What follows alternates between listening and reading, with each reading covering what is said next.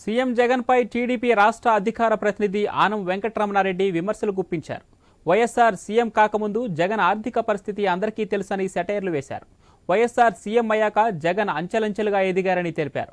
మనమంతా జగన్ షర్మిలకు వైఎస్ఆర్ అంటే ఎంతో ప్రేమ అనుకుంటాం. వైఎస్ కుటుంబం రాజశేఖర్ రెడ్డి చనిపోయాక ఆయన కోసం ఏం చేశారని ప్రశ్నించారు. ఇక జగన్ వల్ల ఏపీ సర్వనాశనమైందని ప్రశాంత్ కిషోర్ బాధపడుతున్నారన్నారు.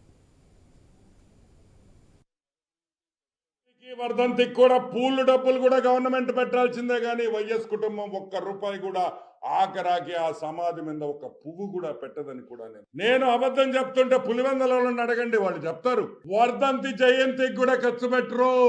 ఊళ్ళో వాళ్ళ డబ్బులైతే అన్ని డాడీ నేమే, అన్ని డాడీస్ నేమ్.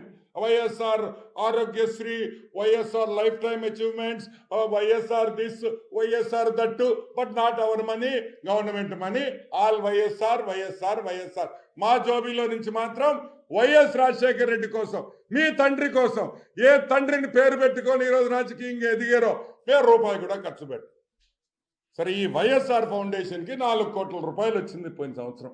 4,05,95,000 రూపాయలు వైఎస్ఆర్ ఫౌండేషన్ డొనేషన్ వచ్చినాయి. ఏం చేశారా?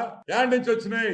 జగన్మోహన్ రెడ్డి కంపెనీల నుంచి వచ్చిన classic reality, Sandur power, Saraswati power, ఇటువంటి 4-5 వాళ్ళ సొంత కంపెనీల నుంచి వైఎస్ఆర్ ఫౌండేషన్ కి డబ్బులు వచ్చినాయి.